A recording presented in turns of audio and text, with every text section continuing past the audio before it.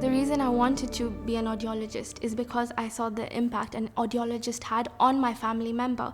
So they had a hearing loss and they were tending to isolate themselves. That's what people with hearing loss tend to do, because they are not connected to the world. They are embarrassed of the hearing loss to repeat themselves. And so when she was given the hearing aids, there was an immediate impact. She could hear the smallest sounds that we tend to neglect, for example, the birds chirping, the leaves rustling.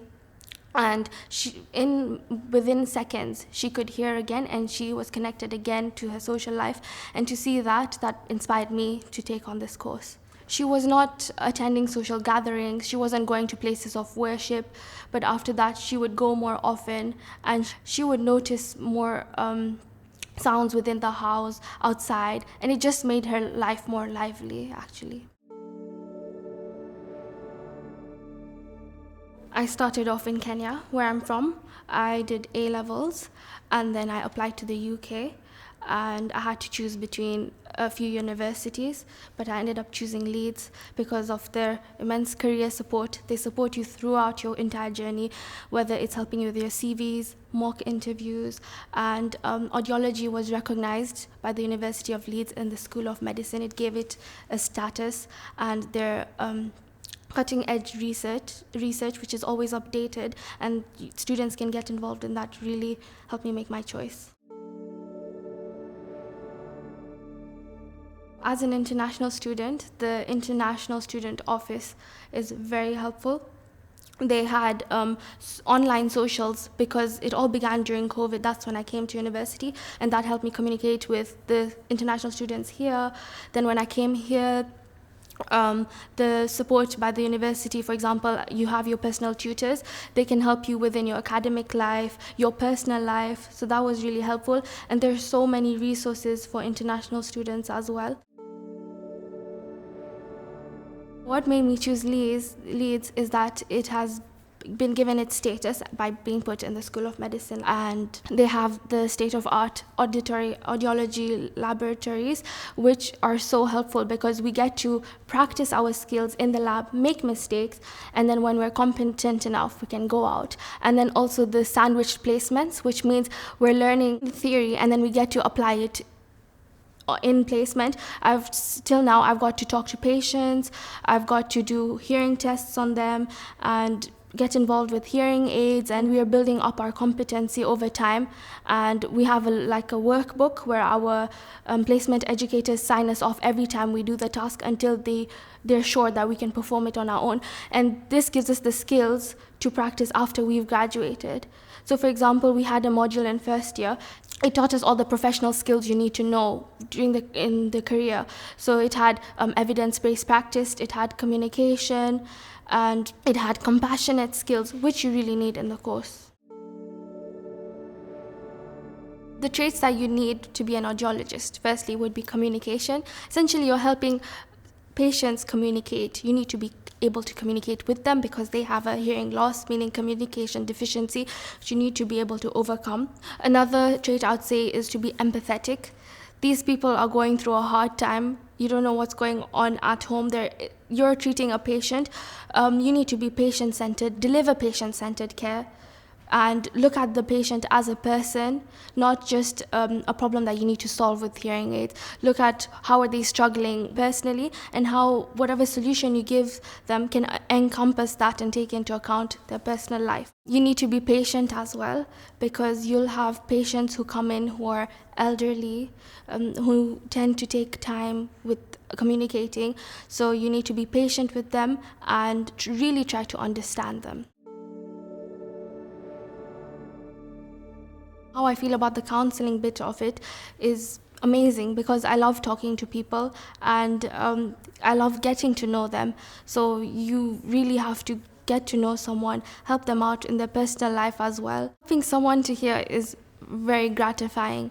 The amount of thank yous that I've seen while at placement, it's amazing. And just seeing their reaction, saying they'll come back and they'll say, oh, I can hear my wife now. Oh, I can hear my children. Or, oh, before I had to put the TV volume was too loud and everyone would complain, but now I'm not causing any distress to the family. Because when you have a hearing loss, not only are you impacted, the people around you impacted. People have to talk louder. They have to be compassionate towards you as well. So the change in everything becoming normal is a really big change. When someone came into placement, they needed battery changing in their hearing aids, and they were struggling, and I think they had a dexterity problem with their hands. So just me helping them to show them how to put the battery in, taking it out, putting it back in. For me, that was a small thing I had just learned. But for them, they had been struggling for so long, and made me realize that their dexterity made a whole difference. And just that one act of showing them on how to take it out and put it back in made their life so much easier after that. When I knew that it was the right decision is when I started engaging. So in university, you're not only involved in your academics, you have the society's part of it as well, and the social life of it. And I am the type of person who's, before I was not very engaging in high school, so I took the opportunity over here to start getting involved in every opportunity I could get, and that just led on to more and more opportunities, and I was like, this is great. For example, I volunteered to become course rep, and now I've realized that it has helped me in so many ways, my self-esteem, with my confidence, because it helped me to make friends as well, because what I have to do is get feedback from the students and collate that feedback and give it back to staff, and in that way I'm networking and I'm making connections with the staff and the students. And there's so many other opportunities like that I've encountered at Leeds. I would say go for it, because you get to, once you're in the field, you get to experience so many departments. For example, you're involved with technology, if you like that. So you have the testing equipment, you have writing reports, and the testing equipment also involves mathematics. Then you also have the clinical side of things, where you have to make a diagnosis and give a solution. You have the communication side of it, where you're talking to patients, finding out what the problem is, getting to know them, counseling them. So definitely go into it, because it has so many aspects to it.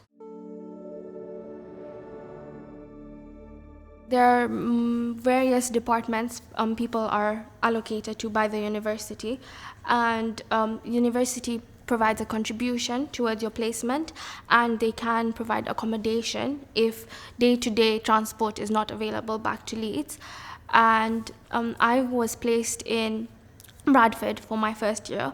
That was for 4 days, and now I go to York every alternate week. And at placement, initially what you do in first year, you observe what's going on, so get a hang of things, how it's done, watch how the audiologist communicates, carries out the diagnosis, prescribes the solution, and you ask questions.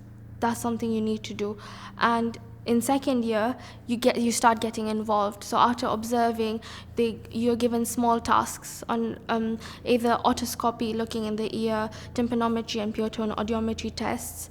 In my second year of placement, I have been allowed to take part in the activities. So I've been able to instruct a patient on how to perform the pure tone audiometry test.